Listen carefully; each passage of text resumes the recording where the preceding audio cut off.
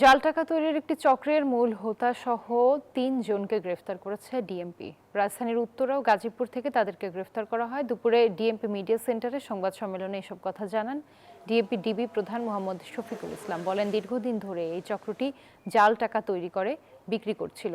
কোরবানির ঈদকে সামনে রেখে চক্রটি ৩৪ লাখের বেশি জাল টাকা ছাপিয়েছে, যা ঢাকার বিভিন্ন পশুর হাটে ছড়িয়ে দেওয়ার পরিকল্পনা ছিল তাদের। অভিযানে বিপুল জাল টাকা সহ এসব তৈরির মেশিন উদ্ধার করেছেন তারা।